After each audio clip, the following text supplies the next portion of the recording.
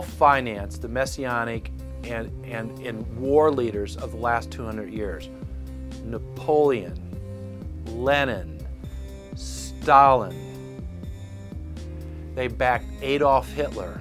They backed Franklin Delano Roosevelt. And they are backing right now Barack Obama. The banking cartel had established a beachhead in 1913 through the Federal Reserve Act. In 1947, they set up a parallel shadow government through the National Security Act. From 47 on, the national security state began the long process of absorbing federal and state bureaucracies, while at the same time undermining the constitutional power of Congress and dominating the executive branch. By controlling the issuance of currency and credit, the private Federal Reserve was able to buy up most of the Fortune 500. And if a company wouldn't sell, the bankers would unleash federal regulators to run them out of business. Private central banks in Europe, the United States, and England took taxpayer money and loaned it at over 30% interest to third world nations. The bankers would then bribe the leaders of those countries not to pay back the loans. Their third world puppets would sign agreements stating that when the country defaulted, the banks would be given all the natural resources and infrastructure of the once sovereign lands. But worst of all, the countries would pledge future taxes paid by the people in perpetuity as profit to the private banks. By the year 2000, there were few nations that had not fallen to the designs of the money power. The globalists were now ready to start their final phase of world government takeover, the destruction of the Western nations' economies. To carry out their final takeover, they first removed banking regulations like the Glass-Steagall Act in the late 1990s. This allowed their front companies to issue unlimited credit to the world and to set up colossal Ponzi schemes, the likes of which the world had never seen. The scams were advertised by the controlled corporate media as completely legitimate. Because of the fantastic returns, private investors, corporations, state and local governments invested heavily. They had taken the bait, hook, line, and sinker. To destroy confidence, in late 2007, the bankers themselves began to badmouth the scams they had created. Next, the central bankers cut off the tsunami of fiat money that they had been using to pump up the bubble. When Congress and the public refused to write the finance oligarchs a blank check, the bankers began to engage in financial terrorism. They said that the world would go into another Great Depression unless their demands were met, further destroying confidence. The stock market instantly had its biggest one-day loss in history, but even that wasn't enough to force Congress to capitulate to the offshore banks. Senator Inhofe of Oklahoma and Congressman Brad Sherman of California, amongst others, told the world that the entire Congress had been threatened with martial law by the White House and the Treasury Department if they didn't pass the so-called banker bailout bill.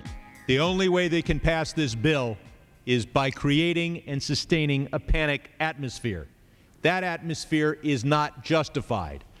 Many of us were told in private conversations that if we voted against this bill on Monday, that the sky would fall, the market would drop 2,000 or 3,000 points the first day, another couple thousand the second day, and a few members were even told that there would be martial law in America if we voted no. That's what I call fear-mongering. Unjustified. The final version of the bill was kept secret from the Congress until minutes before the vote on October 3, 2008. The Federal Reserve had promised total transparency, that every dime would be accounted for. To Democrats and Republicans who've opposed this plan, I say, step up to the plate. Let's do what's right for the country at this time, because the time to act is now. To prevent the possibility of a crisis turning into a catastrophe. After its passage, the public learned with horror that the bill was really a financial coup d'etat by Wall Street. The bill didn't just give $700 billion to the banks. It was a blank check. And as of February 2009, $9.7 trillion has disappeared into a black hole.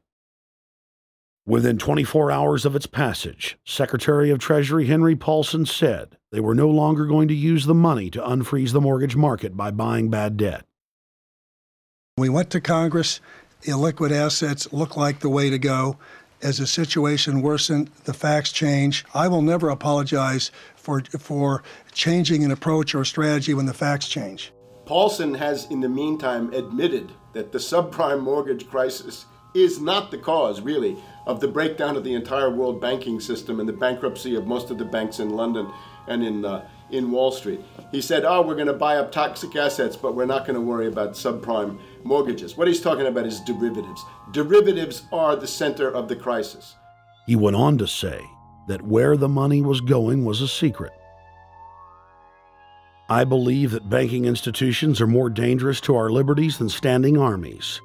If the American people ever allow private banks to control the issuance of their currency, first by inflation, then by deflation, the banks and corporations that will grow up around the banks will deprive the people of all property until their children wake up homeless on the continent their fathers conquered. The issuing power should be taken from the banks and restored to the people, to whom it properly belongs. Thomas Jefferson, 3rd President of the United States. Secretary Paulson came in with the Vice President and Fed Chairman Bernanke and made all these assurances that there was absolutely a critical, immediate need to get rid of the corrosive derivative products, all the different names for this, ubiquitous, sub-S retraded credit default swap, blah, blah, blah, blah. Okay? But they talked about them as though they knew what the hell they were. You got the money and you immediately said, what items, what auction? Now, the Treasury just basically cut that out of the bill. And what we have here is a situation where banks are hoarding the money that they're getting from the TARP. They're using the money to purchase other banks. And all of a sudden, the Treasury sent a signal to the banks, forget about it. We're going to give you the money that you want, and you do what you want with it. Unless you direct it specifically, it's not going to happen. I don't think anyone questions, Mr. Kashkari, that you're working hard. Our question is who you're working for.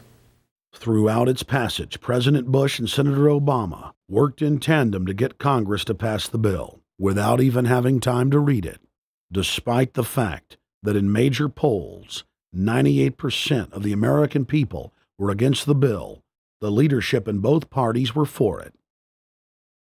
And I really want to commend Barack Obama, because as we were involved in the this and that and different provisions of the bill to persuade people, he really gave them confidence that this was the right decision for the American people, even though it wasn't, in our view, a great bill for them to vote on. I want to take a particular moment to also thank an individual who's not here, and that is Barack Obama, who made numerous calls not only to all of us, but to members of our caucus, and helped us gather the votes on the Democratic side to pass this legislation. Bank heads then bragged to the press that they were hoarding the bailout money and using it to buy up smaller, healthy banks and insurance companies. Their plan was working like a charm.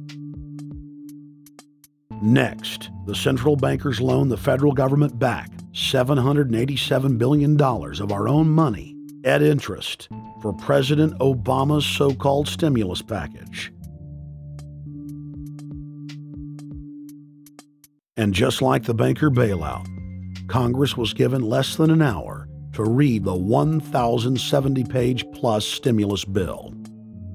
Barack Obama, who had pledged on the campaign trail to wait 5 days before a bill could be voted on so that the Congress and the people could have a chance to read it, said that the stimulus was too important and it had to be passed before anybody could see it or read it, or the crisis would turn into a catastrophe. Doing little or nothing at all will result in even greater deficits, even greater job loss, even greater loss of income.